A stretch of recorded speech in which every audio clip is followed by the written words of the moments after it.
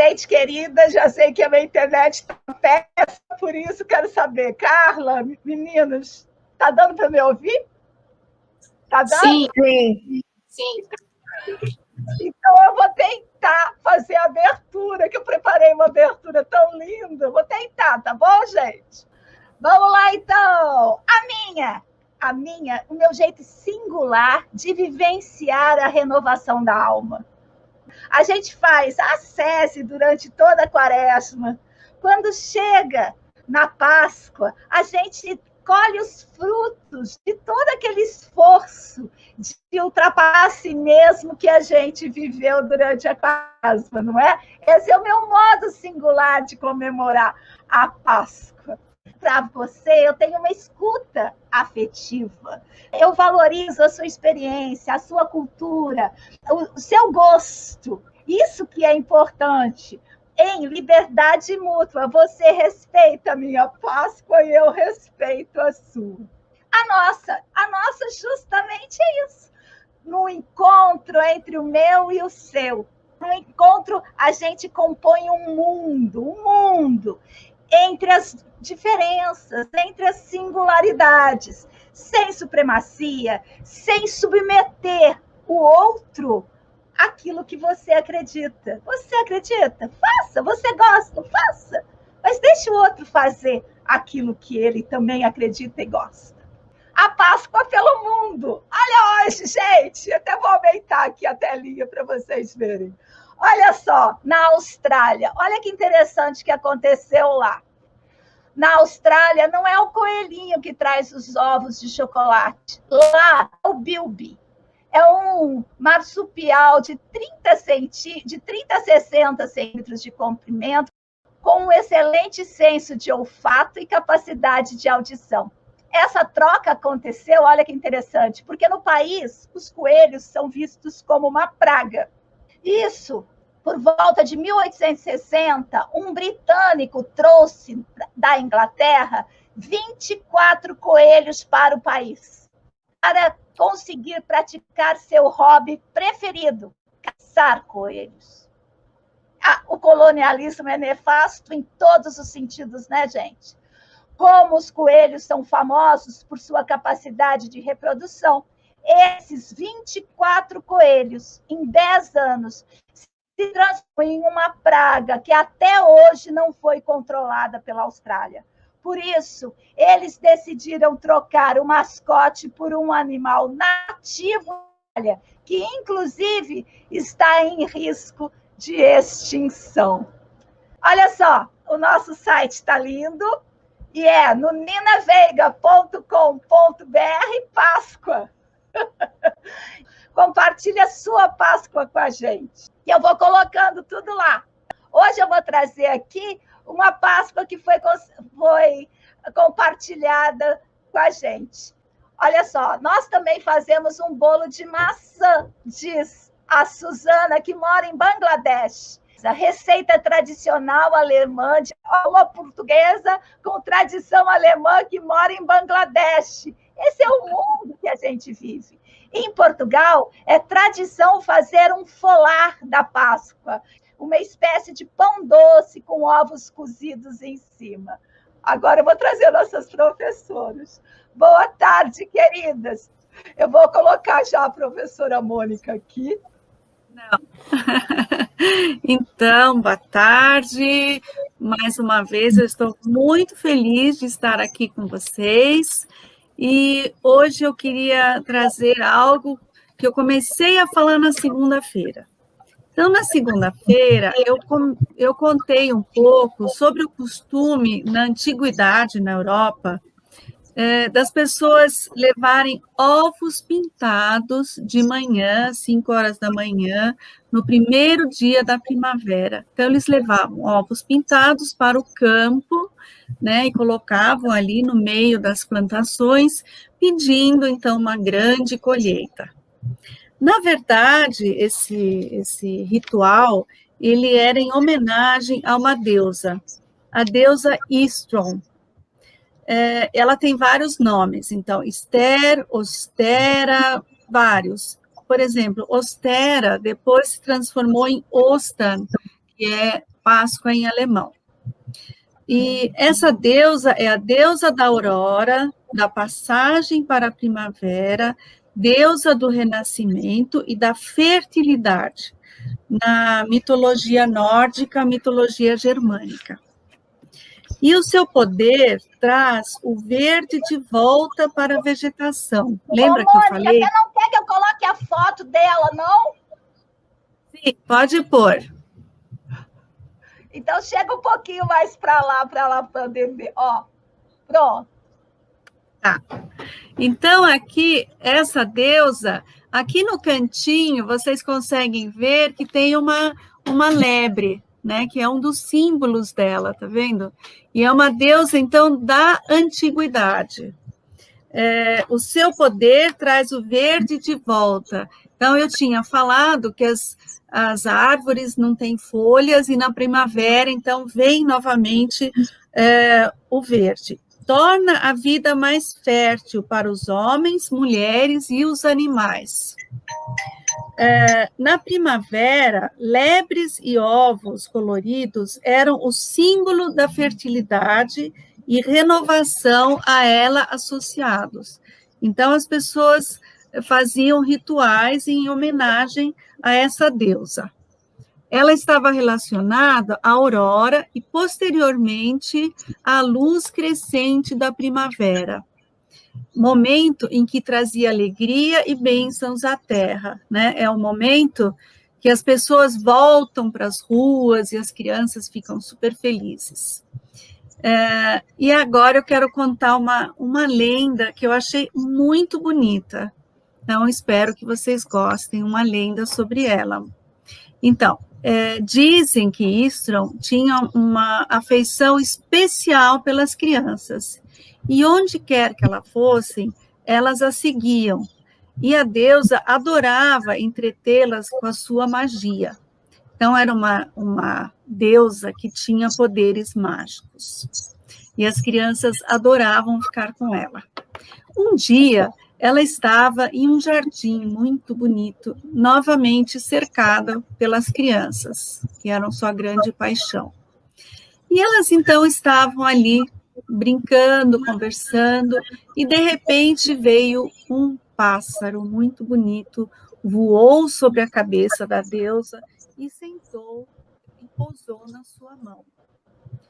Para agradar as crianças, ela, então, disse algumas palavras mágicas e transformou o pássaro em seu animal predileto, que era a lebre. Isso maravilhou as crianças. Mas, com o passar dos meses, as crianças perceberam que a lebre estava cada vez mais triste, quietinho no seu canto, porque ele não conseguia mais voar e nem cantar. Então, falaram com a deusa Istron, mas a magia já estava feita e não poderia ser revertida. Então, ela pensou, no inverno, a magia dela fica muito fraca, né, e quase sem poder.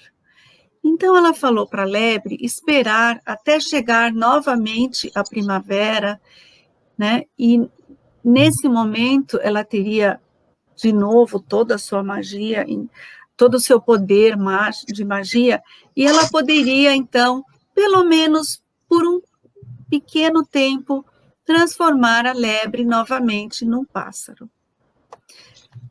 E assim foi. A lebre permaneceu, então, no inverno quietinha, e quando a primavera chegou, Istron, com todo o seu poder, transformou ela novamente num pássaro, mas por um pouco tempo.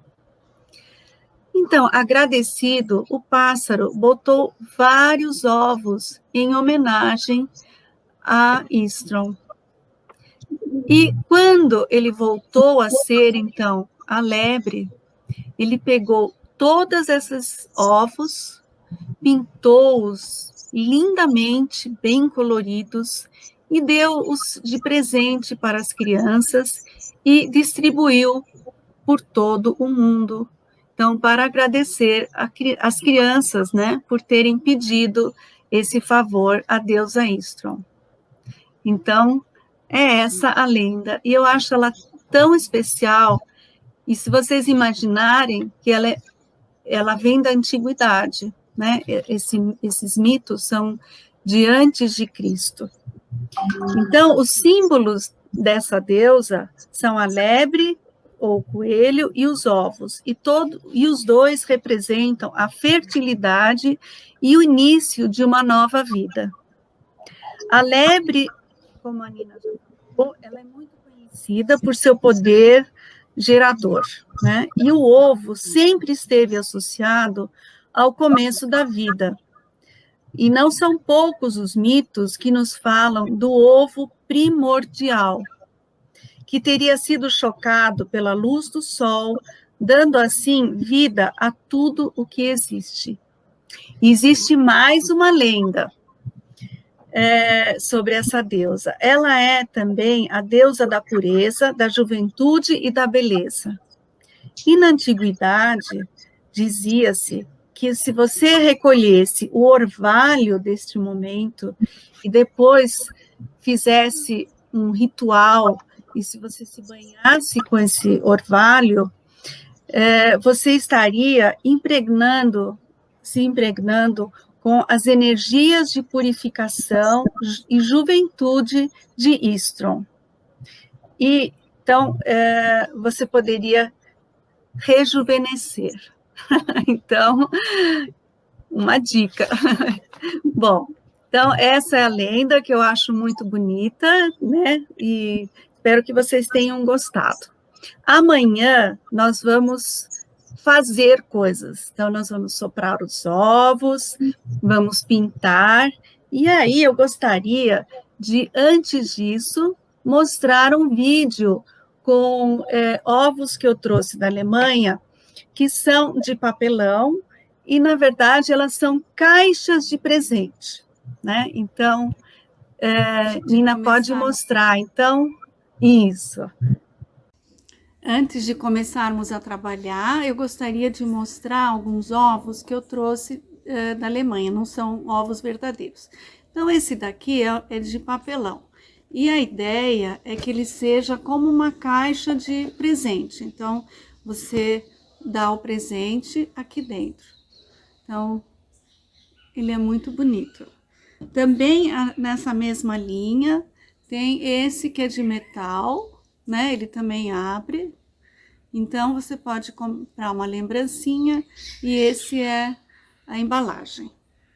Também tenho desse mesmo desenho, eu tenho um outro menorzinho e eu tenho também com essa mesma ideia de papelão, esse daqui. Então são, na verdade, todos embalagens. Tenho de cerâmica, esse ele não abre, né? Esse é para você pendurar num galho e montar a árvore de Páscoa. E aí eu tenho vários de isopor, né? Então, tem vários aqui. Esse. E assim eles enfeitam toda a sua casa. Então, é isso. Nina, o que eu queria mostrar, então, era essa deusa, né? Esse mito que já vem da antiguidade e que o símbolo dela era um coelho, né? Então, eu achei muito interessante. Muito bem. Eu tô caindo, a Carla tá caindo. Então... Mudei de lugar já. Vamos ver se agora aqui fica bem. Uma confusão aqui. A tempestade está começando de novo, tá, gente? Eu estou no meio da... Se eu cair, vocês conseguem continuar sem mim, tá bom? Essa é uma atividade das pós-graduações Artes Manuais para o Brincar e o currículo dos trabalhos manuais da educação steineriana. Quer fazer parte? Entra no site e registra o seu interesse. Lá você também pode conhecer um pouco mais da nossa pós-graduação. Gente querida, alegria do encontro. Estou aqui nesse ativismo delicado para trazer para vocês as informações da pós-graduação, o currículo dos trabalhos manuais na educação steineriana. As inscrições estão abertas para o processo seletivo. As aulas são 100% online. No entanto, você tem interação constante com docentes e colegas. Nós fazemos o acompanhamento diário, cotidiano, de cada dúvida, de cada debate pelo Telegram. A matrícula ela é em livre demanda. Isso quer dizer o quê? Quer dizer que você pode entrar no curso a qualquer momento. E nós temos salas multisseriadas. Vou mostrar para vocês a estrutura do curso. Então, são 450 horas que você pode percorrer a seu tempo. Pós-graduação, o currículo dos trabalhos manuais na educação steineriana. Venha estudar conosco e produzir conhecimento por uma estética da vida viva. E agora a gente vai para a culinária afetiva com a Carla, se ela não cair. Não vou cair, não. Carlinha, deixa eu colocar aqui o que você vai trazer, ó. Tá bom. Tadã! Não é isso? Perfeito. Gente, como eu prometi ontem, no vídeo de ontem, hoje tem mais uma receitinha, de uma receita típica, gente, que aqui em casa ela é um chavão. A gente faz essa receita até para presentear as pessoas. Então, olha, espero que vocês se deliciem com ela, tá bom? Nina, bota o vídeo aí. Hoje eu tô aqui para mostrar para vocês uma receita típica italiana chamada cantucci. Aqui em casa a gente faz muito essa receita em várias épocas do ano e a Páscoa é uma delas. Então, a receita vai o seguinte: 400 gramas de farinha, 250 gramas de açúcar, 150 gramas de amêndoas inteiras, 2 ovos inteiros e 3 gemas, e uma gema vai para pincelar, um aroma. Também tem uma colher de sopa de fermento. O aroma você escolhe qual você quer, qualquer que seja, enfim, eu vou usar um aroma de canela e uma pitada de sal. Então agora eu vou fazer o seguinte: a primeira coisa que eu vou fazer é misturar o açúcar e os dois ovos inteiros e as 3 gemas. E eu vou misturar até ficar, vou pôr já uma pitada de sal, até ficar uma massa homogênea. Depois de misturar tudo, eu vou colocar a farinha.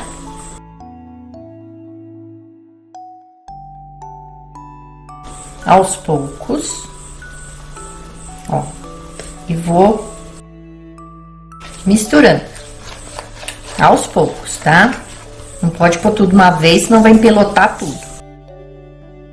Ó, eu misturei toda a farinha, incorporei toda ela. Agora eu já vou pôr, ó, o fermento, as amêndoas e uma colher de um licorzinho muito caseiro de canela, para dar um aroma de canela. Vou mexer com a mão a partir de agora. Fica bem grudento, tá, gente? Pronto. Agora eu limpo minha mão. Vou lavar minha mão. Ó, vou enfarinhar um pouco a mesa. Enfarinhar minha mão. Peguei uma bola. Aqui. E vou fazer a cobrinha. Vamos ver se essa não vai quebrar. Aí. Agora eu vou pincelar com a gema que nós reservamos, né?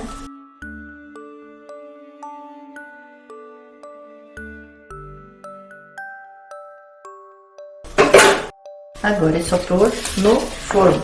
Forno médio, pré-aquecido por 20 minutos.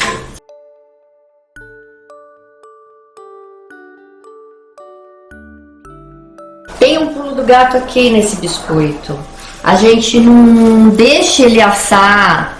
Quando ele ficar douradinho, a gente tira ele do forno e corta ele, ó, em diagonal.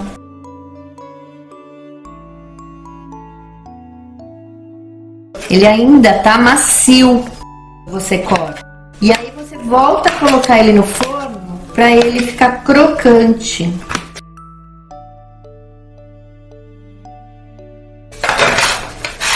Vocês dão uma viradinha assim nele, ó. Dão uma remexida nele. Pra ele virar. Uou, caiu uns tantão aqui. E agora volta pro forno. Gente, para tirar do forno agora, ele tem que estar assado por igual, ou seja, douradinho em todos os lados. Então ele já assou e eu vou tirar do forno agora. Ó, douradinho de todos os lados. E a gente tem que, antes de guardar, a gente tem que deixar esfriar. E eu gosto de deixar esfriando aqui nessa pedra, sabe? Porque esfria mais rápido. E só depois guardar e deixar bem vedado para não murchar. Porque é gostoso desse biscoito é a crocância dele. É bem gostoso mesmo. Quando ele murcha, ele não fica tão gostoso. Vou tirar o outro também. Olha quanto rende, gente. Rendeu 2 assadeiras. Então é bastante que rende, ó. Bastante. Aqui em casa a gente costuma fazer também para presentear as pessoas, principalmente no final de ano. Então a gente usa esse biscoito, normalmente ele é um coringa pra gente. A gente faz porque todo mundo gosta da família. E aí a gente faz para presentear as pessoas. A gente com potinhos e dá de presente de Natal. E é isso. Conseguimos sobreviver. Eu já vou dizer, esse biscoito é uma delícia mesmo, hein? Lívia, tá com você. Conta a história, fecha a casa e manda as crianças dormir. Que alegria esse momento. Então, a gente vai contar aqui para vocês o Mingau Doce. É uma história dos irmãos Grimm, muito conhecida. O Mingau Doce. Conto dos irmãos Grimm. Houve uma vez uma moça paupérrima, embora muito piedosa, que vivia só com a mãe. Chegou um dia em que nada mais tinham para comer. Então a moça foi à floresta à procura de alguma coisa e lá encontrou uma velha que conhecia a sua situação. Muito penalizada, a velha deu-lhe uma panelinha que bastava dizer: "Panelinha, faz mingau." E logo a panelinha preparava um mingau doce de farinha que era uma delícia. E bastava dizer: "Chega, panelinha." E ela parava de fazer mingau. A moça correu para levar a panelinha à mãe. Desde então, ficamos livres da fome e da penúria. E elas comiam mingau doce sempre que queriam. Um dia, em que a moça tivera que sair, a mãe disse: "Faz mingau, panelinha." A panelinha pôs-se a fazer o delicioso mingau e a mãe comeu, até não poder mais. Agora queria mandar a panelinha parar, mas não sabia a palavra convencional. E a panelinha continuou fazendo mingau. O mingau foi aumentando e transbordou. E encheu a cozinha, e encheu toda a casa, e encheu a casa da vizinha e a casa sucessiva, encheu a rua e tudo mais, como se quisesse alimentar o mundo inteiro. E ninguém sabia o que fazer para sair dessa enrascada. Faltava apenas encher uma última casa, quando finalmente chegou a moça que disse: "Chega, panelinha!" A panelinha logo parou de fazer mingau, mas quem quisesse ir à cidade tinha que abrir caminho comendo mingau. Queridos, queridas, nós nos encontramos amanhã novamente nesse mesmo horário, 15 horas, para mais histórias e mais tradições da nossa Páscoa.